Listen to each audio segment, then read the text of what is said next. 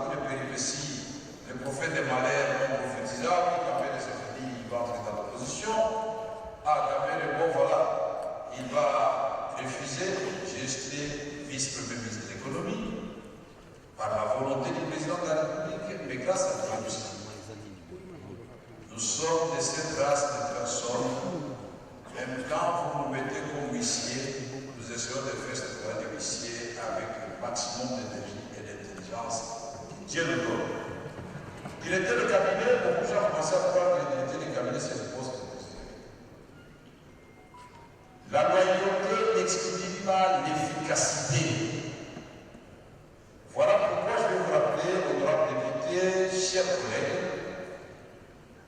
que dans l'articulation des institutions, dans notre propre constitution, la première institution, c'est le président de la République.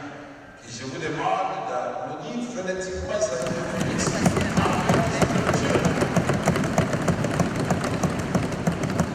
La deuxième institution, c'est l'Assemblée nationale. Et je vous demande de nous applaudir frénétiquement. Nous sommes tous le numéro 2 de ce pays. La troisième institution, c'est le Sénat. Je vous demande d'applaudir aussi. Le gouvernement, c'est la quatrième institution. Et les cours et tribunaux constituent la cinquième institution.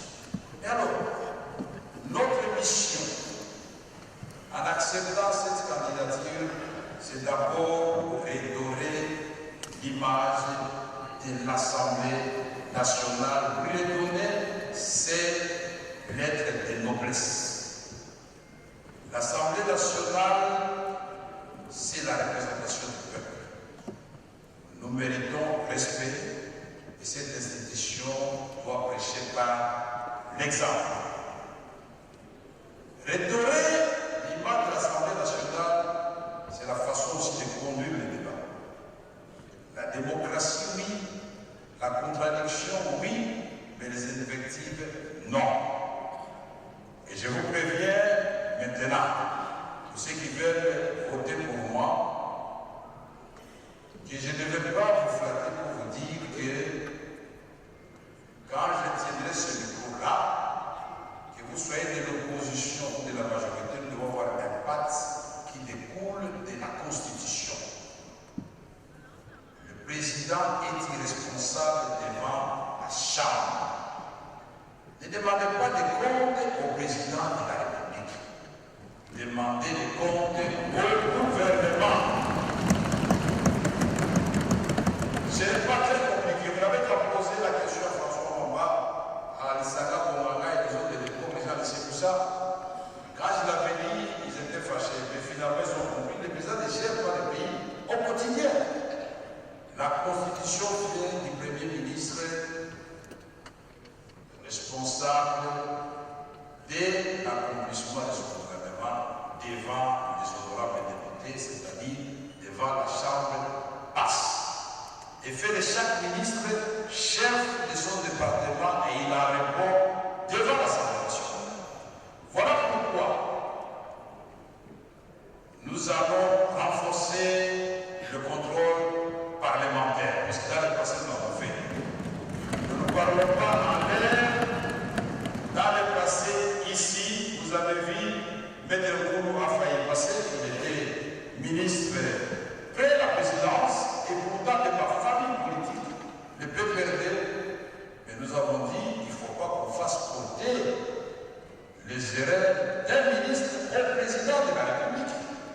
Parce que beaucoup se cachent derrière le président de la République. Quand le président de l'Assemblée nationale interpelle le ministre, ah non, monsieur le président, ce monsieur-là commence à être opposant. Non. Il s'agit de deniers publics. Il s'agit du programme que vous avez amené ici et adopté par l'Assemblée nationale. Nous allons suivre ce programme à la loupe. Nous allons l'évaluer et nous avons fait des recommandations au chef du gouvernement, Madame la Première ministre, pour dire pour tel secteur, ce ministre en tout cas, nous voyons qu'il patauge ou qu'il régresse. C'est notre rôle. Le contrôle parlementaire veut dire aussi, et le professeur Bat l'a dit à juste titre, la Cour des comptes est sous la tutelle de l'Assemblée nationale. Les rapports de l'IGF sont déposés tout aussi bien auprès du président de la République, mais s'ils ne sont pas déposés à l'Assemblée nationale, c'est un manquement. Mais nous demanderons qu'ils soient déposés ici pour que les députés, dans le cadre d'une mission renforcée, voilà les meilleures façons de combattre l'impunité. L'Assemblée nationale, c'était au lieu de savoir et au lieu de débat. Je ne peux pas m'expliquer qu'un 5 ans, je n'ai pas pu ici venir expliquer, vous l'avez même fait. Et ils sont nombreux comme ça. C'est pas normal. Qu'est-ce qui se passe? Chaque mercredi. Et quand il est chez nous, convoquerons les membres du gouvernement secteur par secteur pour suivre l'accomplissement de leur mission.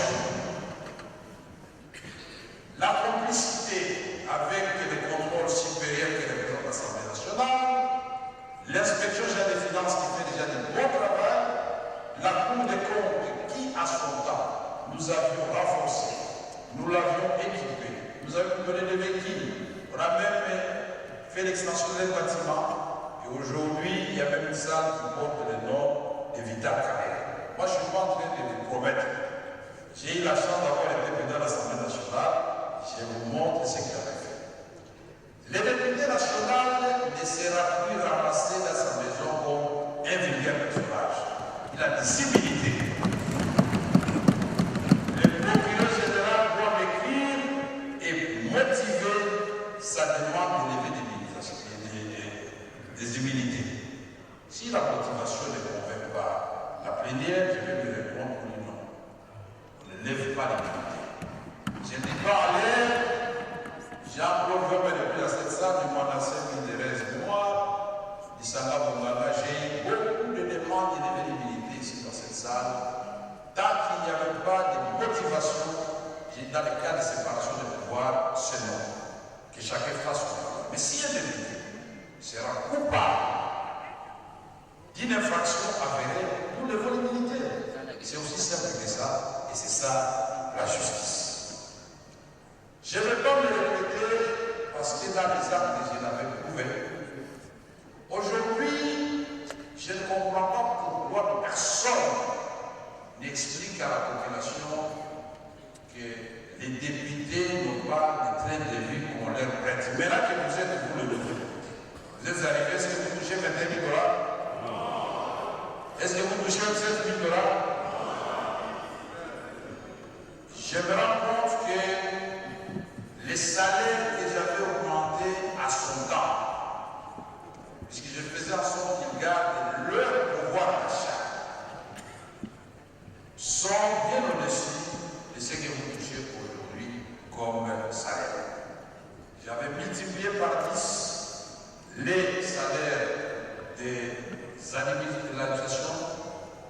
J'avais multiplié au ministère de l'économie par 20 les salaires des fonctionnaires du ministère de l'économie. C'est vérifiable, parce que les sociales, c'est le souci du président. Voyez-moi, c'est dans le fait, pas dans les promesses. Les anciens députés sont ici, il n'y en a aucun qui est venu devant mon bureau. Je peux prendre un exemple. Mon grand frère, mon ancien ministre pendant 6 mois, Christophe Bosso, moi je suis devenu aussi son président de l'Assemblée nationale, il avait un cas qu'il avait résolu enceinte, qui nécessitait un voyage à l'étranger. Il y en a beaucoup comme ça. Je peux prendre un cas d'injustice avéré. Le ministre Mende Omalama ici là. Notre famille politique vient de descendre. J'ai dit pourquoi? Vous n'allez pas me convaincre. Moi, je considère que c'est le bouc émissaire. Si vous allez voir le président de la République, attention, on vous ment. Lui, c'est le bouc émissaire. Les gens qui ont bouffé l'argent sont ailleurs. Et ça, je n'accepte pas. Il est là, il peut le prouver. Et le président va demander de lui poser la question. Il peut travailler pour le ministère de la Communication. Les députés touchés à une date précise. Nous sommes l'autorité budgétaire. Pourquoi le ministre des Finances et des Budgets vont faire perdre? Pourquoi? Vous avez des instruments, puisque le budget c'est une loi, mais on doit l'exécuter. Mais un jour, avec le procès BAT, nous avons trouvé une forme de militaires, 3 ministres. J'ai dit à ces femmes-là, entrez dans la salle de plénière. Qu'est-ce qui se passe? Nos militaires sont au front, ils sont impayés depuis 2 mois. Les ministres de la Défense de l'époque ont fait des rages. Vous avez des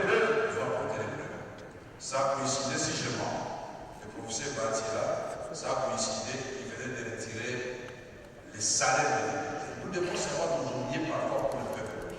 J'ai demandé que maman, on vous paye aujourd'hui jusqu'à 2h du matin.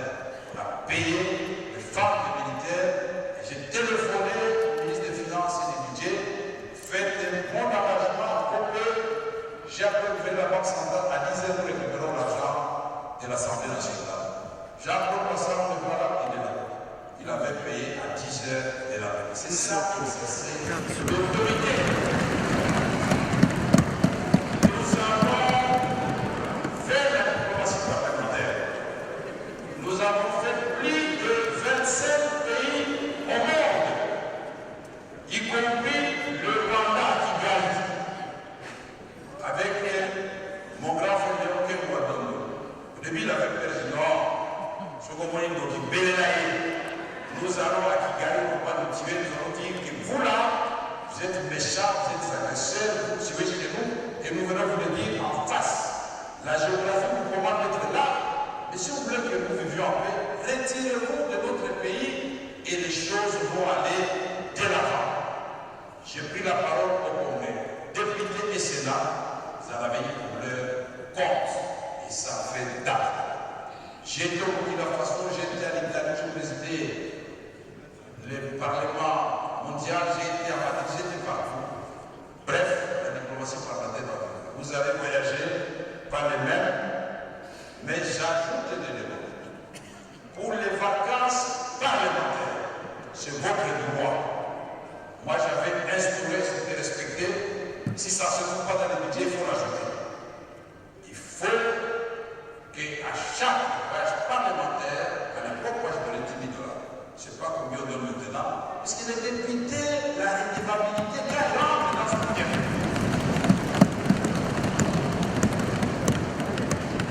Quand Prosper a dit rentre à Haïti, mais il a 500 personnes qui s'animent. On lui pose le problème de tel centre de santé. Je ne sais pas comment la santé va faire Canada chez bien dans la Congo. Donc il faut que vous fassiez les vacances parlementaires pour deux raisons. Première raison, vous n'allez pas seulement voir la population quand vous allez chercher le suffrage. Non. Vous devez rester collé à la population. Vous nous ramenez des rapports parlementaires. Et dans mon cabinet, si vous faisiez la population, c'est Maître Maillot, il est devenu député aujourd'hui. Et ces rapports étaient présentés en plénière. Et puis au sein des députés, qui n'étaient pas partis en vacances parlementaires, lors des vacances parlementaires, ils n'avaient ni billets ni argent. Les Quinois bénéficiaient des mêmes avantages, parce que c'était compliqué. On a pris la distance la plus élevée, la plus coûteuse, c'était Goma Bukavu ou Lubumbashi. On a dit qu'on donne une moyenne, on donne à tout le monde, indistinctement. Maintenant, honorable député, votre mission aussi, c'est d'élaborer les lois.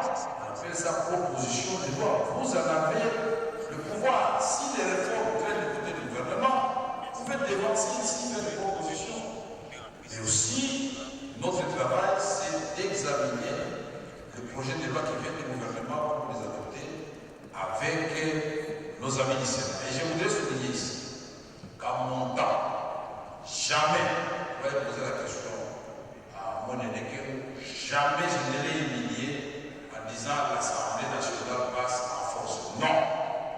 J'arrivais toujours à trouver des d'entente avec lui pour que nous adoptions les textes dans le même terme. Pour garder l'harmonie entre les chambres, bien que la Constitution donne à l'Assemblée nationale le pouvoir de se passer de la vie du Sénat. Mais c'est une façon de respecter les gens. Nous voulons dire aussi qu'ici, là, les débats sur les thèmes d'actualité, en commençant par l'agression dont est victime notre pays, ces débats-là doivent avoir lieu et sans cacher quoi que ce soit pour que les gens, les Nord Kivu, les Sud Kivu, de l'Ituri et de l'ensemble du pays et le reste du monde puissent comprendre que le Congo est effectivement victime de... Oui, bah, ça fait 17 minutes, je suis encore à 12. Alors, pour que le monde entier comprenne que nous sommes victime d'une agression avérée. Honorable Président, c'est un grand jour. On n'aura pas une autre occasion. J'ai regardé ma montre, je suis à la 12e minute pour m'arrêter. Alors que mon prédécesseur a fait 17 minutes. Alors donc, ce débat-là est très important pour voir. Il faut donner aux députés des éléments de langage. Des éléments de langage. Insulter, ça ne sert à rien.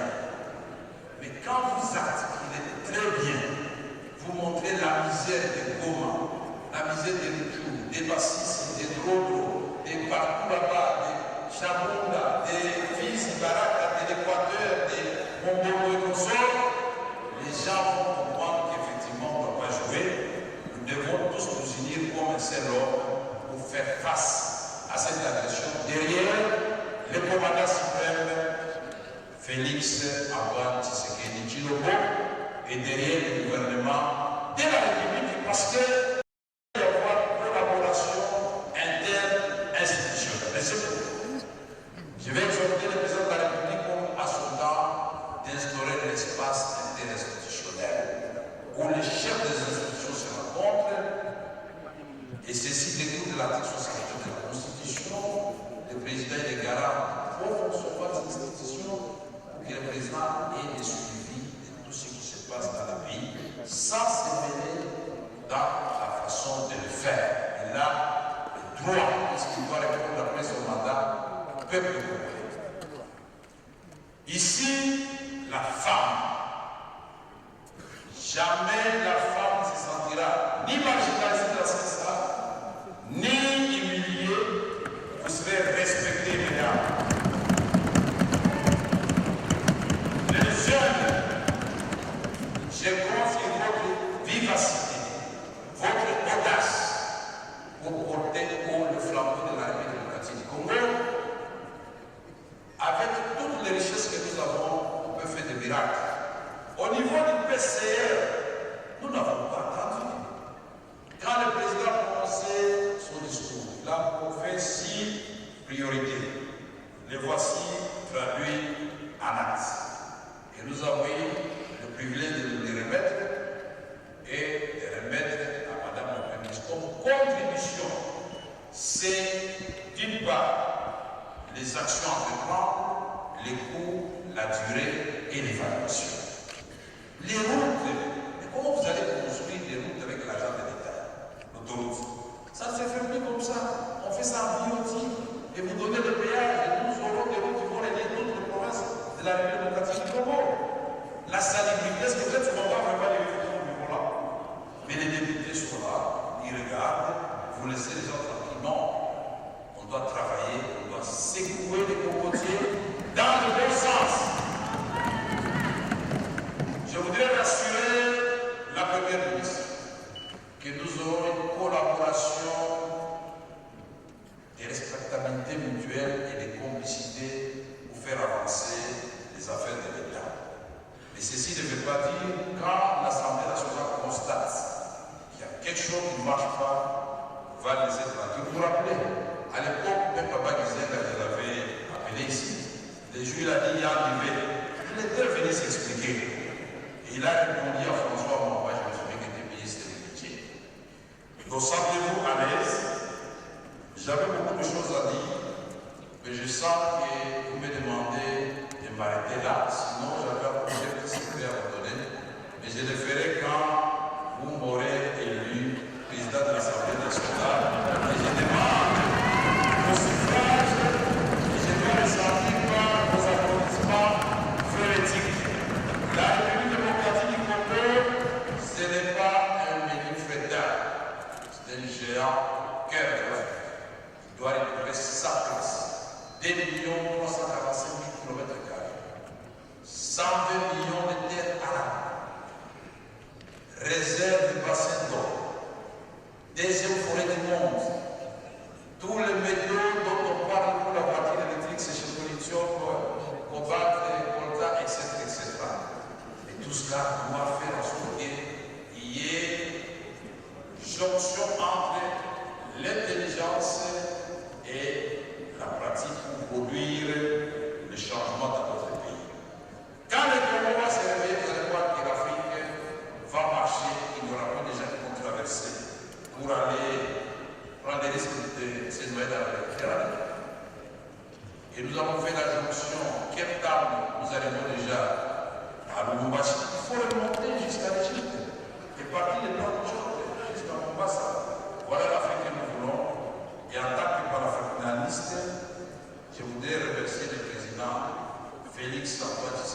Chilombo, lui qui a eu le courage d'affirmer aux réformes de justice dont j'ai d'autres pays, lui qui a expliqué au monde entier grâce à sa vision que si vous laissez les Congos tranquilles, les Congos constituent déjà 50% des solutions, que ce soit les changements climatiques, que ce soit la faim dans le monde, il résolve 2 fois le déficit alimentaire mondial, que ce soit la crise d'eau, en 2050, ce sera catastrophique.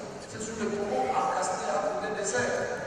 Monsieur le Président, merci beaucoup de nous avoir compté parmi vos candidats. Il y a des éléments que je ne peux pas dire ici parce que je suis un homme d'État tout simplement. Et je suis candidat comme les autres candidats. Que les meilleurs l'emportent, mais je demande vos suffrages. Et après ça, je vais garder la même humeur, je vais saluer tout le monde et je resterai loyal au président de la République que je gagne et que je perds. Merci beaucoup.